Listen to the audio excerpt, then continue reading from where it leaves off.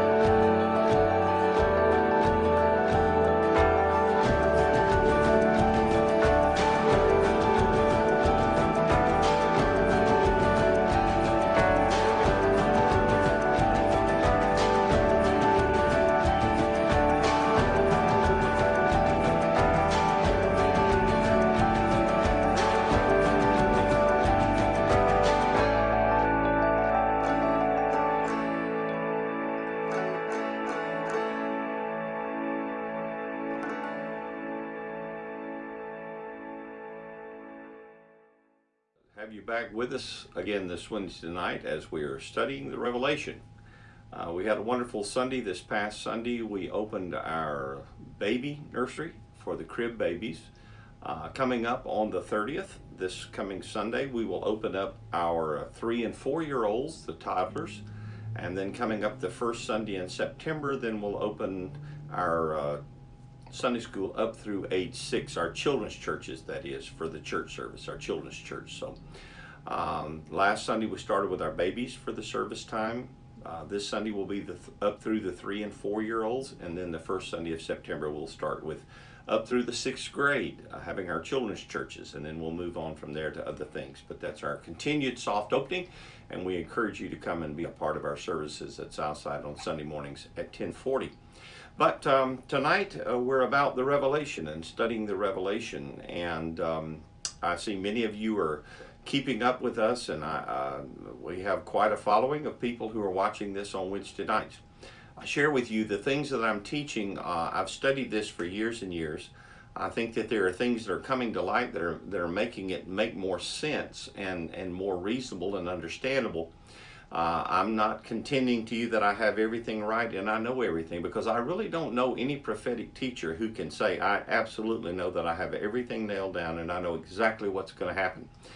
There are even things in the Revelation where the John was told, don't write those things down. It's not for them to know yet. We as human beings, if we knew every detail, I'm afraid we would then begin to calculate and figure out how we could control things. And so God leaves some things to mystery. But I believe a lot of things are coming to an understanding that we can grasp and see how things are going to play out in the last days. Last week we were talking about Revelation chapter 12, verses 10 through 17, where Satan is cast down to the earth, and now everything accelerates, and how that the Antichrist rises to power. And we talked about some of the insights in the scriptures that show where is this kingdom going to be, what nations are going to be involved in it, because many have contended through that the whole world will be under the control of the Antichrist. But I personally don't believe that, because in the end it says that he will call his holy mountains, and they will call his people from his holy mountains to come and fight against the Antichrist. So I don't believe he will be in control of all nations of the earth. However, the economic system that commits adultery with him, and with spiritual adultery with him, and with these heathen religions, or not heathen, but ungodly religions, these religions that are not of God, as they join together in the end times, is going to make it very difficult for people, and we're going to talk about that tonight. So in Revelation chapter 12, verses 10 through 17, we see that Satan is cast to the earth, and the last 3.5 years of the tribulation begin to kick in, and everything is accelerated. And we're going to pick up again tonight in Revelation chapter 13, verse 1 through 8. And the dragon stood on the shore of the sea. The dragon, of course, being Satan. This is chapter 13 of the Revelation. And I saw a beast coming out of the sea. He had 10 horns and 7 heads, and with 10 crowns on his horns, and on each head a blasphemous name. The beast I saw resembled a leopard, but had feet like those of a bear, and a mouth like that of a lion. The dragon gave the beast his power and his throne and great authority. One of the heads of the beast seemed to have had a fatal wound, but the fatal wound had been healed. The whole world was astonished and followed the beast. Men worshipped the dragon because he had given authority to the beast, and they also worshipped the beast and asked, who is like the beast? Who can make war against him? The beast was given a mouth to utter proud words and blasphemies, and to exercise his authority for 42 months. He opened his mouth to blaspheme God and to slander his name and his dwelling place and those who live in heaven. He was given power to make war against the saints and to conquer them. We found that back in chapter 6, verses 9 through 11, where Jesus, the angel there in heaven, is talking to the people under the altar and says, the devil still has time. There are others that will be killed, then judgment will come. And he was given authority over every tribe, people, language, and nation. All inhabitants of the earth will worship the beast, all whose names have not been written in the book of life belonging to the Lamb that was slain from the creation of the world. I do believe the world will be under his sway, under his influence, not necessarily his control, because it says he has 10 kings. that he will rule over, I believe, these 10 kings. And we're going to talk about that a little bit more tonight. We find this beast, or the Antichrist, is the man of sin in 2 Thessalonians chapter 2, verses 3 through 4.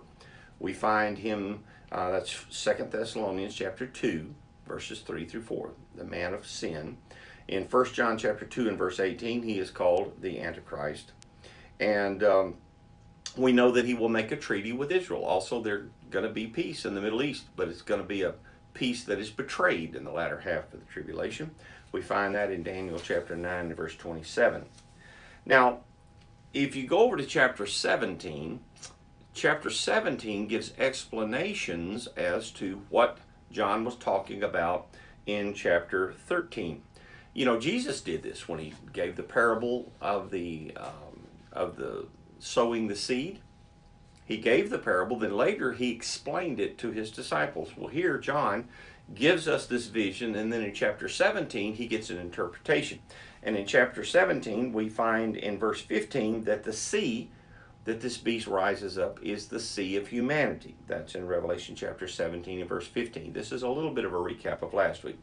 The ten horns in chapter 17 and verse 12, it explains 10 kings who have received no kingdom yet but will. These are 10 kings that are yet to be. They are not yet, but they will be. They will have kingdoms.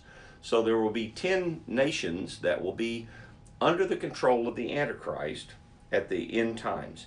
And then there is the mystery Babylon, which appears in chapter 17, which is a false religion that gives credence and license to the beast. And we find that this false religion supports this Antichrist who will rule over these 10 nations. Now, Daniel gives us a little insight of how he has these 10 nations under his control, and then he literally kind of rises up and takes over 3 of these nations. But the 10 are in cooperation, and these 3 obviously do submit to him, but he literally takes control over 3 of these nations. Now, it's very important that we look at this. But we find that this mystery Babylon, this false religion though, and religion itself, the Antichrist winds up turning on that religion. We find that in chapter 17, verse 16 through 18. And not only he, but these 10 kings, and he declares himself as the one to be worshipped. And so then it talks about the 7 heads. It says that the 7 heads that we find, notice when it talks about this, he had 10 horns and 10 crowns on those horns, and then there were 7 heads. Now, what do the heads mean?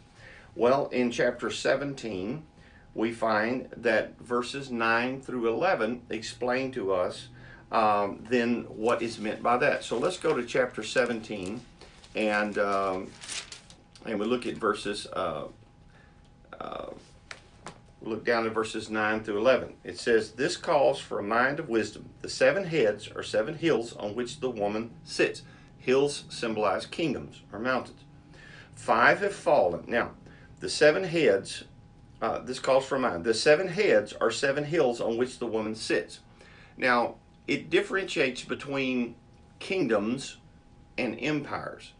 And this is talking about empires. There will be 7 kings or 7 nations that will support the Antichrist, but then there have been 7 empires, and this is what I believe as we look at chapter 17, verse 9.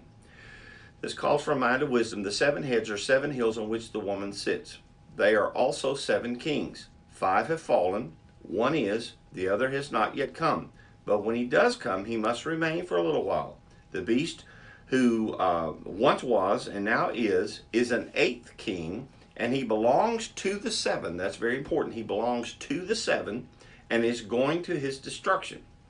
The 10 horns you saw are 10 kings who have not yet received a kingdom, but who for 1 hour will receive authority as kings along with the beast. They have one purpose and will give their power and authority to the beast. They will make war against the Lamb, and the Lamb will overcome them, because he is the Lord of lords and King of kings. And with him will be his called, chosen, and faithful followers. Now, these are 2 sets of kings. Kings of nations, we find there in verses 12 through 14, but then these others. As I have studied and researched this, Most people believe that when we look at this, we are talking about 5 different empires that had existed previous to John, and one that existed while John was living and writing, but then there was a 7th that is to come, but then there is an 8th that will come after that. Well, as we look at this, notice how he says it. There have been 5, and one is. Now, those 5 that have been would be the Egyptian Empire, the Assyrian Empire, the Babylonian Empire, the Medo-Persian Empire, and the Greek Empire. These are 5 empires that existed previous to the Roman Empire. The Roman Empire came and conquered all this area, conquered these places, and established the Roman Empire. But he says, but then there's going to come another, which is a 7th. And it says the 7th one will rule for a season, and then it will go away. But it will come back. It will come back. And it says, it says the 7th will go away, but then there will be an 8th, which will be of the 7. It does not say of the 7th, but it says of the 7. Now, when we think about this, when we talk about the Egyptian Empire, the Assyrian Empire, the Babylonian Empire, the Medo-Persian Empire, the Greek Empire, these kingdoms, if you take them, the Roman Empire, of course, was Europe, most of Europe and northern Africa and everything else. But if you take these other kingdoms, they were all in the Mesopotamian Valley. They were all in the end of the Mediterranean Sea and around that area. And I think this is very pertinent, as we'll bring some other points out tonight, as to where will this kingdom be established? Where will these 10 kings come from? Well, it says it is this 8th kingdom is of the 7. Now we know a 7th kingdom did come. After the fall of the Roman Empire came the Ottoman Empire. The Ottoman Empire was also at the end of the Mediterranean Sea, as we'll show you here in just a moment. It does not say it is from the 7th. Now at times I've thought that maybe it is the Ottoman Empire to be reestablished, but I actually think it's going to be a little more than the Ottoman Empire, and we'll show you what I mean by that. But it entails, or it encompasses, what was the Ottoman Empire. Now, I believe this means that this empire will come from the same area as these other empires that have been seen that have come before. Now, it does not mean that it will be all of the Roman Empire, what was the Roman Empire, but it will be parts of the Roman Empire that also are in common with these other kingdoms or other empires that have existed. And I'm going to explain that a little more. It's brought about to destroy and to be destroyed in chapter 17 and verse 11. It is brought to bring judgment, but then to be judged in chapter 17 and verse 11. It will rise on power given it by the harlot, or the false religion, this mystery Babylon, but also we'll find that there is a economic and a political and a social aspect of this, which is that mighty Babylon, or Babylon the Great, that is fallen, which we'll talk about that in just a moment. But now there is this 4th beast that comes. Let's go to Daniel chapter 7. I want you to turn in your Bible to Daniel chapter 7. And we go to Daniel chapter 7 because Daniel gives us insight into some of these kingdoms, and it's very important. If you look back in chapter 13, now hold your hand there at Daniel, and we'll go back to our text in Revelation chapter 13. And you remember it says, I saw a beast coming out of the sea. He had 10 horns, 7 heads, with 10 crowns on his horns, and each had a blasphemous name. The beast I saw in verse 2 of chapter 13 resembled a leopard, but had feet like that of a bear and mouth like that of a lion. That is very significant. That's very significant. Because as we go to Daniel, we find Daniel gives a revelation.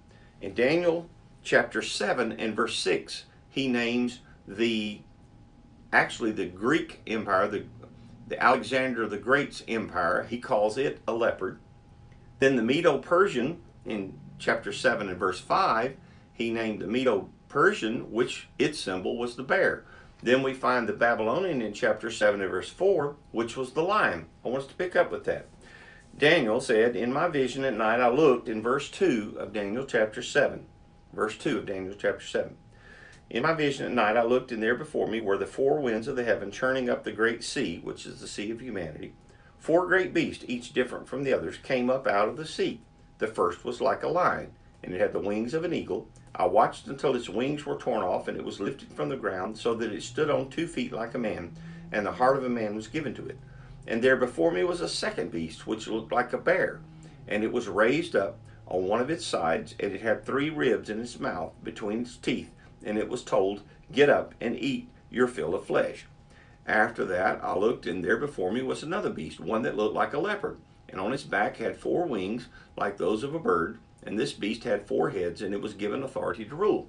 Now, these kingdoms we find, first of all, the lion was the Babylonian Empire, which was to come about later. Then after the Babylonian Empire was the Medo-Persian Empire, and then after the Medo-Persian Empire was Alexander the Great and the Greek Empire. Now, Alexander the Great, of course, upon his death, what happened? It says it has 4 heads. It was divided into his 4 leaders of his military, and you had the 4 different factions of that Greek Empire after Alexander the Great died.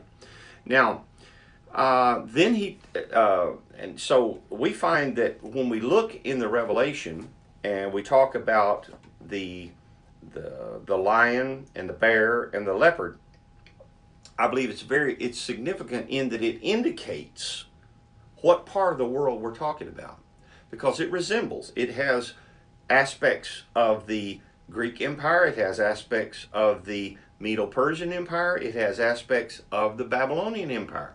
And we'll show you some maps here in a minute. Now, in Daniel chapter 7, talking about these 10 horns and all that, in chapter 7 of Daniel, verses 8 through 12, while I was thinking about the horns, there before me was another horn. Now, he talks about these 10 horns there in Daniel, and he's talking about these 10 horns.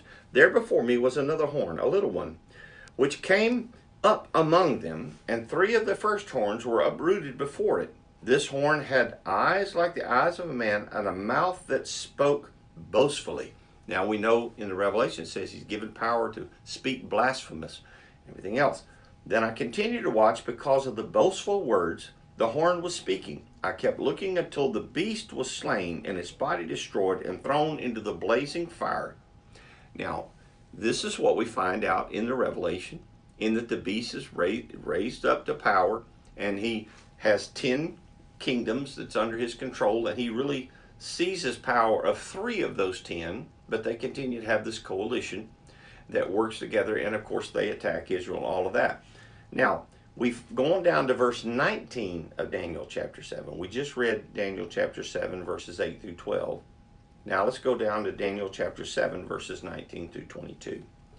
Then I wanted to know the true meaning of the 4th beast, which was different from all the others and most terrifying, because this 4th beast that he names is Rome, that came and conquered then after Greece. Now, we can find that back there in his earlier prophecies in chapter 7, in the earlier part. And so Daniel looks here in chapter 7. Let's go there and we'll read that in chapter 7. In verse 7. In verse 7, we've read verse 4, 5, and 6 talking about these 3 other kingdoms, the Babylonian kingdom, then the Medo-Persian kingdom, then the Greek kingdom, and then verse 7 of chapter 7. After that, in my vision at night, I looked, and there before me was a 4th beast, terrifying and frightening and very powerful. It had large iron teeth that crushed and devoured its victims and trampled underfoot whatever was left. It was different from all the former beasts, and it had 10 horns. There again, we're talking about the Roman Empire that came about at that time. And then we read in verses 8 through 12, while I was thinking about these horns, he describes what's going to happen then with this Roman part of this Roman Empire in the end times, when this other kingdom comes up and these 3 are displaced by the 1, and then there's the rule of the 10 that we just read in Daniel 7 verses 8 through 12. But let's go on down to verse 19 of Daniel chapter 7. Then I wanted to know the true meaning of the 4th beast, which was Rome. Remember, we have the lion, which was Babylon, the bear, which was the Medo-Persian, the leopard, which was the Greek Empire, or Alexander the Great. Then came this this other fourth beast with iron teeth, which was Rome. I wanted to know the true meaning of the fourth beast, which was different from all the others and most terrifying, with its iron teeth and bronze claws. The beast that crushed and devoured its victims and trampled underfoot whatever was left. I also wanted to know about the 10 horns on its head, and about the other horn that came up, before which the 3 of them fell. The horn that looked more imposing than the others, and that had eyes and a mouth that spoke boastfully. As I watched, this horn was waging war against the saints and defeating them, until the Ancient of Days came and pronounced judgment in favor of the saints of the Most High, and the time came when they possessed the kingdom. Daniel then received the interpretation to the vision that he had just received. This coming kingdom would be Rome, and then the final judgment will be the 10 kings from that kingdom, and not the whole of it. Now, that last part I said was my own words. It ended, they possessed the kingdom. So we find that here in Daniel, he talks about the rise of this Antichrist, the rise of this kingdom that will rule in the last days. But then we find the Ancient of Days will come and pronounce judgment. Earlier he said, the beast was slain and its body destroyed and thrown into the blazing fire. We find in the Revelation that at the end of all of this, it says that the beast and the dragon and hell and death are all thrown into the lake of fire. So that all parallels with what Daniel says there in chapter 7. But also, I want us to look more intently and carefully at what he's talking about in these kingdoms. This interpretation of the vision about this coming kingdom of Rome that would be established. Of course, these kingdoms were far off in the future when Daniel wrote this. I mean, and so he predicted with great accuracy the coming of these empires. Now, he looks at this and this final 10 kings that will set up this kingdom. Now, notice as we go back to the Revelation chapter 13. I want us to go back to that Revelation chapter 13 and that verse 2 where we're looking at that. And it talks about that it has, the beast I saw resembled a leopard, but had the feet of those of a bear and a mouth like that of a lion. Okay, now what I have here is I have maps of the different empires. Now, the leopard that he talks about, of course, was the Greek Empire of Alexander the Great. And as you can see here on this map, and if I hold it up, you can see there on the map that it is at the end of the Mediterranean Sea. And you can see the land that is conquered and goes off to the east from the Mediterranean Sea. Now, the next one is the bear. The bear, of course, is the Medo-Persian Empire. Once again, you see that the Mediterranean Sea is here, and there's Egypt and all of the land that was conquered that goes out here over to the east. Then you go down to the lion, which was the Babylonian Empire. The same thing. You have the Mediterranean Sea. You have down to the south here at Egypt and all, and at the end, and it goes off to the east as well. And then you find the Ottoman Empire. The Ottoman Empire, which comes as that seventh kingdom. That seventh kingdom, where is the power of the Ottoman Empire? Once again, you can see it's at the Mediterranean Sea, but it also entails Turkey and goes around the Mediterranean Sea and southern and northern Africa. Now, when you couple all those together, and you also overlay the Roman Empire. Now, the Roman Empire, when you look at the Roman Empire, of course, the Roman Empire, if you look at the map here, was all the way around the Mediterranean Sea. It was not just down at this far end, but all through much of Europe and northern Africa and all. But then the other kingdoms went out to the east over here. Those are all very significant because when you look from there, and let me make sure that I keep all of my pages correct here. 77 and 78. Now, let's look at a modern day map.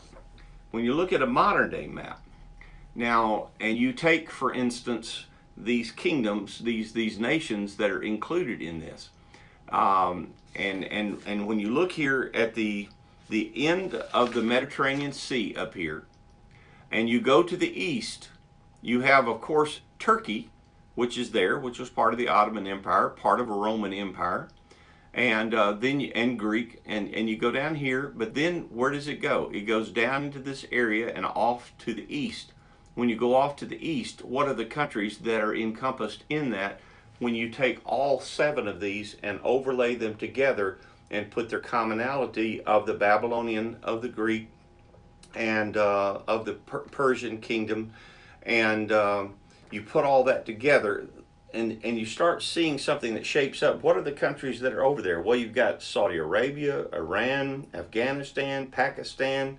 Turkmenistan, Uzbekistan. You've got Turkey up here to the north. You've got Egypt, Sudan, and all. All right.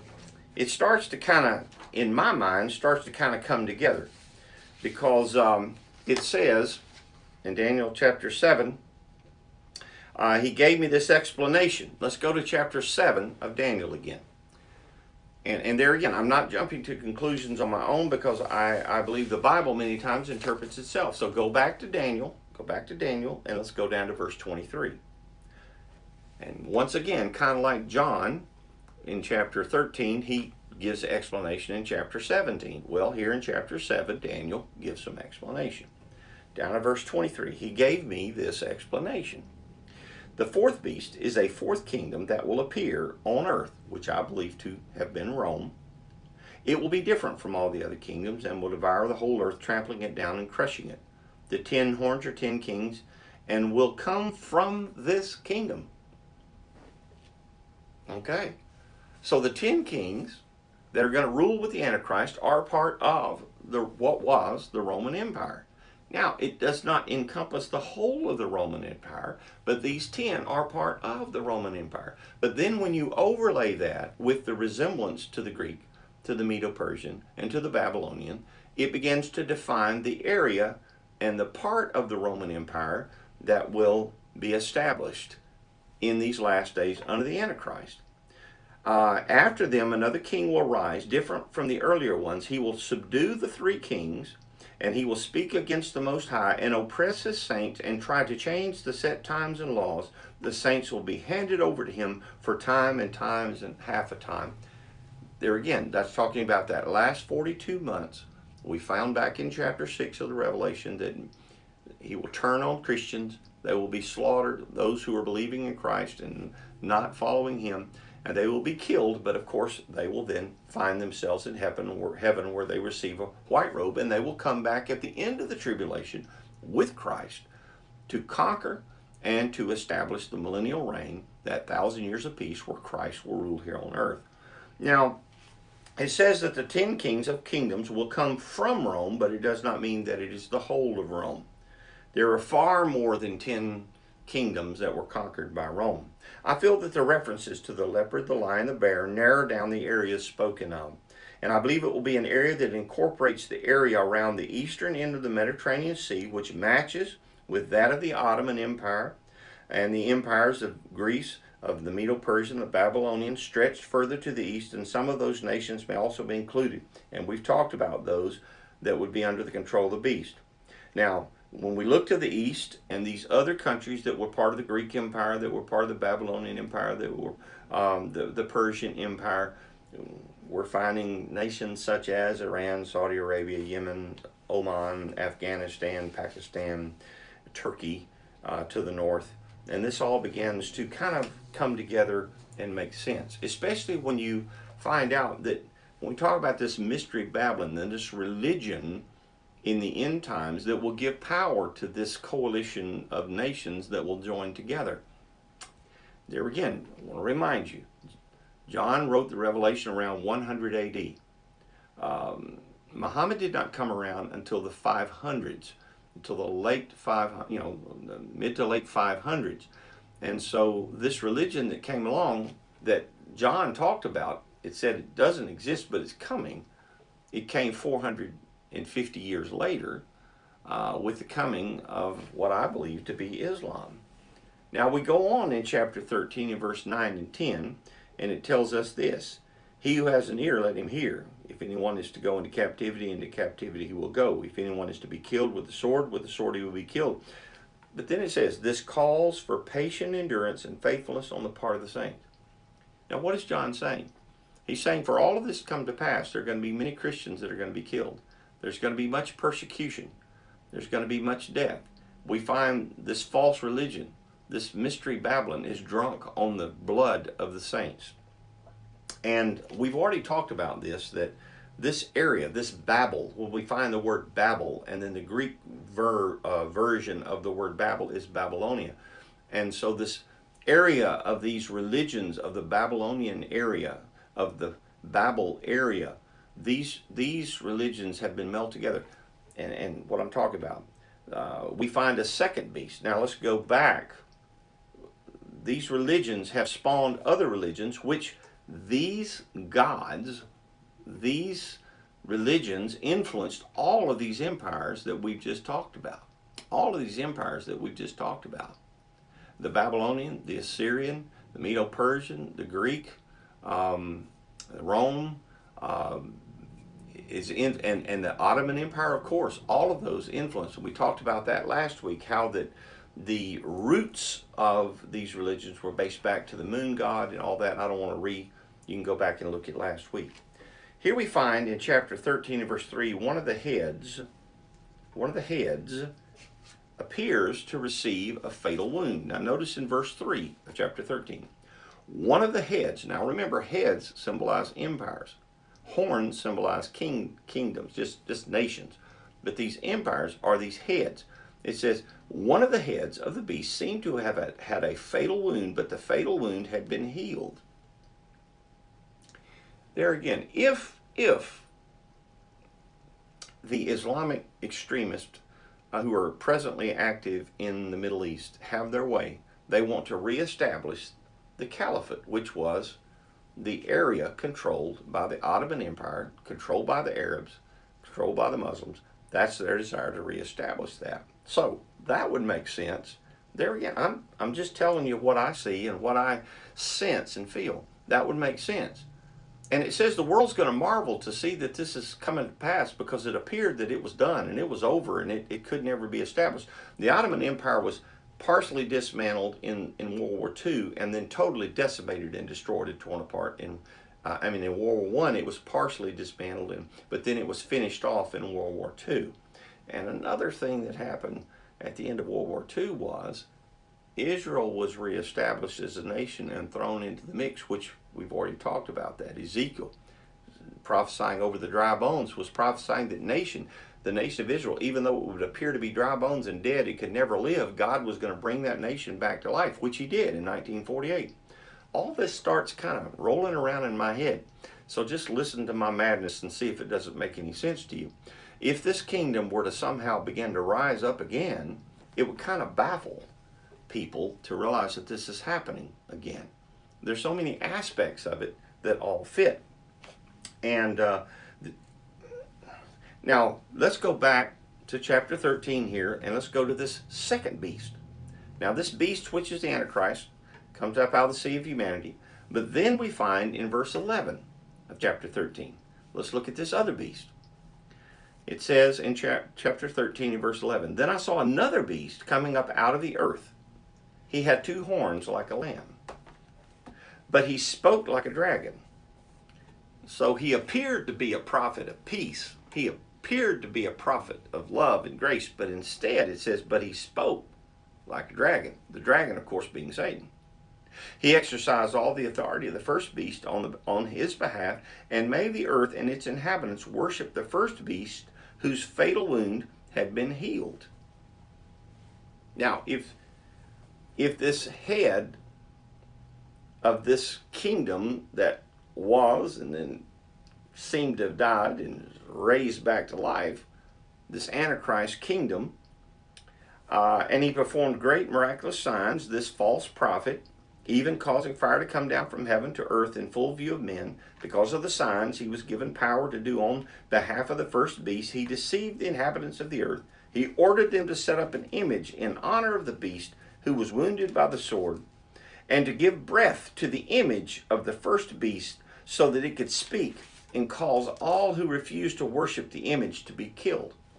So this false prophet comes, supported by this religion, and gives support to the Antichrist, and gives authority. What does it says? And notice what it says here.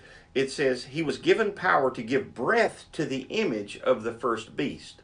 What I believe that is, he gave him the mouthpiece. He gave them the means, the Antichrist, to be able to speak in authority because he has the support of this false prophet and of this religion. And in verse 16 it says, he also forced everyone, small and great, rich and poor, free and slave, to receive a mark on his right hand or on his forehead, so that no one could buy or sell unless he had the mark, which is the name of the beast or the number of his name. And this calls for wisdom. If anyone has insight, let him calculate the number of the beast, for it is a man's number. His number is 666. Now, as we look at this, it really does cause us to have to stop and think and say, God, what is going on in our world and what is happening? And it says it calls for patience of the saints, and it calls for understanding as the second beast rises from the earth. Now, this second beast gives power to the first beast, which is the Antichrist. He's performing great signs and miracles and wonders. Now, something that we're also going to find in chapter 18 is that not only is there a religious aspect, there's a political or military aspect to this Antichrist that rises up. There's a religious aspect to it. There's also a social and economic aspect of it, where the Great Babylon is seen in chapter 18. Mystery Babylon, which is a religion and false religions that supports the Antichrist, and this coalition, possibly an ecumenical movement of religions to support. Then there is also the Great Babylon, which is an economic, a social and economic aspect to his rule. And this is part of how he's going to influence the world. I see what's happening today is that in our world, we have the United Nations, and we find these nations within the United Nations that are rising up to establish their control and influence. And if they really join together and all, they begin to, because of their number, sway the power and influence of the United Nations. And also they make, the Bible says they're going to make treaties with Israel.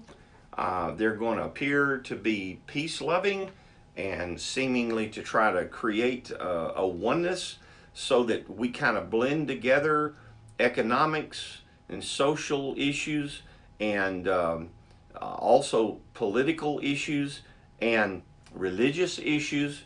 And there's this kind of let's all get along kind of thing that happens. But in the middle of the tribulation, the Antichrist begins to rise up, seize control, and begin to establish himself to be worshipped. And actually it tells us, as we read, that he and his 10 kings will turn on the religion or religions that have helped to establish him in the latter part of the tribulation, and he will establish himself as the one to be worshipped. That's what it says. Actually, he will go to Jerusalem, he will go there, he will declare himself as the one to be worshipped. These are the things that are happening in the last days. I put all these things out to you, and just I believe the keys to me is that this kingdom that is yet to come will be of the seven, not from the seventh, but of the seven. But we know it says these 10 are out of what was the Roman Empire. But then the leopard, the lion, and the bear kind of give us a little influence as to what part of the Roman Empire these kingdoms will come from. Well, when you do that and you lay that over the map, everything that's happening in the world right now makes sense. Otherwise, it seems rather confusing. We don't really, it seems like I don't understand what's going on. Well, and if you study Islamic prophecy about the end times, which we can get into at one point, also you find this is all in their minds, according to their prophetic words.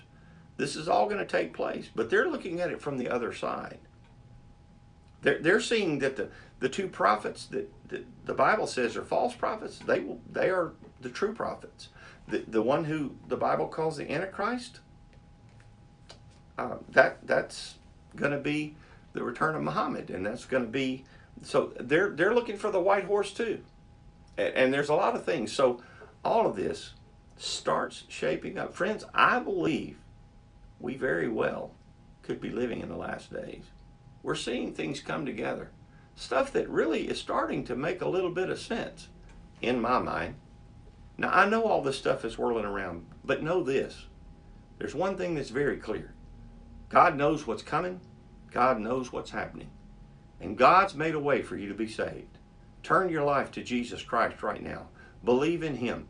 He's the only one who was ever prophesied thousands of years before He ever came that He would come, and how He would come, and what He would do, and what He would say. Then the prophets of old have laid out in great detail the things that would come in the future, and they are coming to pass right before our very eyes. Prepare, my friend. Be ready. The Lord is coming again. Are you ready? Are you prepared to meet Him? If you were to stand before God today, what would you have to say? You better have to say, I believed in your Son, Jesus Christ. I believe He died for my sins. I believe He rose again. I believe He paid the price for my sins. And I've asked Him to forgive me and accepted Him as my Lord and Savior. And I've asked His Holy Spirit to live inside of me. And with that, God will say to you, enter in, thou good and faithful servant. I'm looking for that day of the revelation where it says He'll wipe every tear from our eyes. So there'll be no more sorrow and there'll be no more death. What about you? It's coming, my friend. It's coming. The Lord is coming again. God bless you.